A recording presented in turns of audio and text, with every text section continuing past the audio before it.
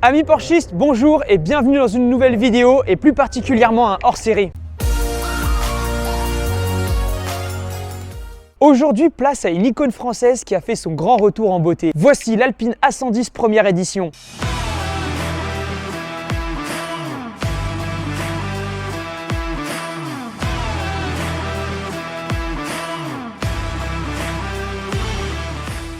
Produite à seulement 1955 exemplaires numérotés, elle a été le coup d'envoi d'une renaissance historique. Et franchement, elle ne déçoit clairement pas. Blanc immaculé, courbe fluide et ce regard à double optique LED, hommage direct à l'A110 des années 60.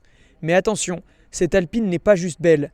Avec une carrosserie en aluminium et un poids-plume de 1098 kg, elle joue la carte de la performance pure.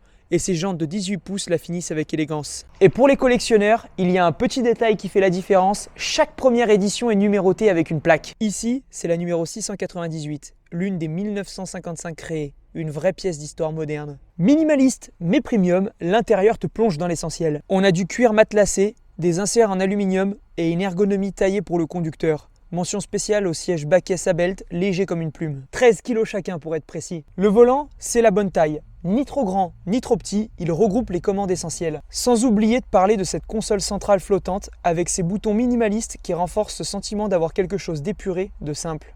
Allez, c'est parti, on s'installe et comme je suis un grand passionné, eh oui, il fallait que je le sorte. Grande dédicace à la personne qui m'a offert ce polo. J'ai encore jamais eu l'occasion de le mettre au volant d'une Alpine.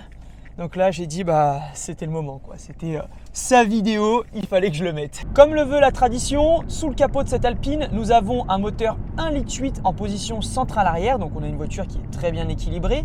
Ce moteur développe 252 chevaux et 320 Nm de couple. Autant vous dire que ça marche. Le tout étant associé à une boîte double embrayage 7 rapports, tout comme la PDK, ce qui permet à cette propulsion française d'effectuer le 0 à 100 en 4 secondes 5 environ. Ce qui est cool avec cette voiture notamment, c'est qu'on a un échappement actif qui vient ajouter une belle signature sonore sans être dans l'excès. Donc quand vous appuyez une fois sur le magnétino pour avoir le mode sport, on se passe en manuel. Écoutez bien les petites pétarades. J'adore. Et si on reste appuyé plus longtemps, on passe en mode race. Voilà, mode race, le compteur change. Et là, normalement, on a encore des pétarades. Ah là, elles s'entendent bien là. C'est bien parce que c'est pile ce qu'il faut sans être dans l'excès. Et dès qu'on va vouloir passer au passage de rapport, on va avoir du fart. Écoutez bien.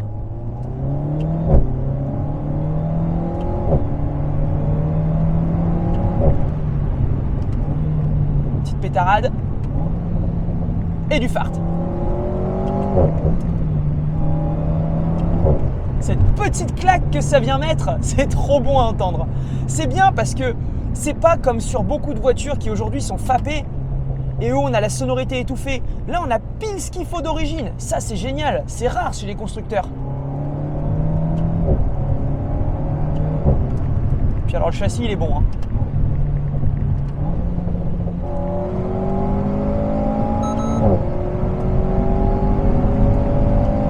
Putain, ça marche quand même. En fait, la sensation de vitesse avec le cockpit, l'habitacle serré et tout, elle est vraiment présente. La voiture, elle n'est pas aseptisée. Et c'est ça qui est super avec cette voiture. Vous avez les sensations de conduite, c'est fun, c'est agile, on peut y aller vraiment fort, on peut la tordre. Franchement, ça bronche pas, c'est équilibré, bien qu'on soit en propulsion. Alors après, je fais attention parce que la route est grasse, mais... Putain, ça repart vraiment bien. Le couple, les 320 Nm de couple, ils sont vraiment présents à bas régime. Là, vous voyez, d'un seul coup. J'aime trop. Je suis vraiment séduit, hein.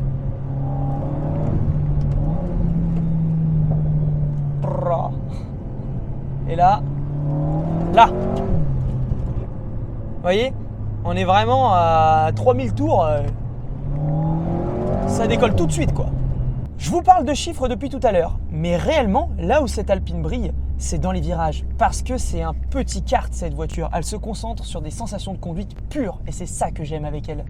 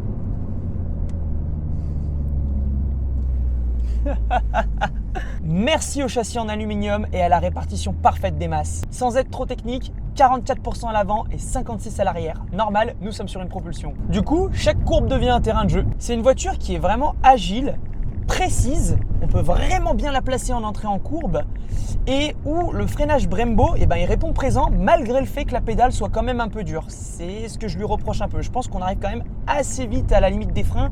Donc éventuellement, ce que je peux conseiller si moi j'en achetais une et que je la conservais par rapport à ma conduite, peut-être investir dans des durites aviation avec du liquide haute température, déjà pour avoir un freinage un peu plus mordant quand même. Quand elle est sortie, l'Alpine A110 était la sportive française la plus attendue de ces 20 dernières années. Aujourd'hui, elles se vendent comme des petits pains, d'autant plus que les prochaines générations seront 100% électriques. L'A110 se positionne comme la concurrente directe des Porsche Cayman. Mais alors, quelles sont les différences? Point fort de l'Alpine, son poids plume et son orientation fun et plaisir de conduite. Chaque trajet est une véritable expérience. Mais le Cayman marque des points ailleurs. Mieux fini, plus technologique et plus ergonomique avec des sièges réglables, des vrais rangements et un intérieur plus pratique pour le quotidien. En effet, ce que je reproche à l'Alpine, c'est qu'il n'y a pas énormément de rangement. Venez avec moi. Rien qu'au niveau du coffre avant, quand on ouvre le haillon, en fait le coffre est vraiment minuscule. Au niveau de la profondeur, comme vous pouvez le voir, il n'y a presque rien par rapport à un Cayman. Ensuite, on n'a pas de boîte à gants à l'intérieur et les rangements sont assez limités. Et je trouve notamment qu'on ne se sent pas forcément tout de suite à l'aise au volant. Il y a quand même un certain temps d'adaptation avant de se sentir à l'aise dans les baquets. Et puis, je ne vous parle pas de certaines choses, comme par exemple le fait que rien n'est réglable au niveau des sièges, que ce soit au niveau de la bascule en fait, du dossier, c'est vraiment que avant-arrière. Et après, il y a certaines choses de finition où je trouve qu'ils ne sont pas allés au bout. La clé, par exemple, que je vais vous sortir juste ici, est la même carte que vous aviez sur les Renault. On a également les commodos de clim de la Clio 4, les palettes de la Clio 4 RS, Clio 4 GT, les rétroviseurs de Clio et la télémétrie embarquée en fait n'est rien d'autre qu'un RS Monitor, c'est ni plus ni moins qu'un RS Monitor que vous aviez dans les Mégane RS, Clio RS, mais déguisé pour l'Alpine. Donc en fait on retrouve exactement les mêmes informations de télémétrie embarquée. Et en plus de ça, je trouve que en fait, l'écran n'est pas super intuitif. C'est-à-dire que là, on a un bouton plus. Au final, on s'aperçoit que c'est pour l'éteindre, revenir au menu. Et une fois qu'on a compris ça, on arrive à naviguer. Mais il n'y a pas assez de flèches de retour en arrière. Enfin, il y a un manque d'ergonomie, je trouve, au niveau de cette tablette flottante. Honnêtement, l'Alpine A110, c'est une super voiture. Je suis très sincèrement convaincu par cette voiture. Elle m'a conquis à son volant. C'est super fun à conduire. Pour autant, c'est le tarif qui me convainc un peu moins. Parce que quand on est proche des 60 000 € pour un modèle comme celui-ci, eh bien je me pose la question de peut-être acheter plutôt un 718 Cayman 2 litres 300 chevaux qui sera pour le coup bien mieux fini, plus ergonomique et plus adapté avec une certaine classe quand même parce qu'on a la qualité allemande à l'intérieur. Pour autant, le Cayman sera quand même moins fun à conduire parce que ça, c'est vraiment un kart. Ça se rapproche un peu d'une Lotus. Vous voyez ce que je veux dire? C'est deux voitures qui ont une philosophie différente. Si vous préférez vraiment le plaisir de conduite pur, le fun, la sensation, il faut vraiment partir là-dessus. Mais si vous voulez quelque chose de plus polyvalent pour faire des week-ends, avoir un peu de classe, avoir quelque chose de mieux fini, vaut mieux partir sur le Cayman au même prix. Sincèrement, les deux voitures offrent des prestations différentes. Sur ce, comme à mon habitude depuis maintenant 5 ans, je vais aller reprofiter un peu de cette Alpine avant de la rendre. Je vous dis à très vite pour la prochaine vidéo. Faites-le moi savoir dans les commentaires si vous l'avez apprécié et si vous avez des questions. Je réponds toujours à tout le monde. Et je vous dis à très vite pour la prochaine. Portez-vous bien. Ciao!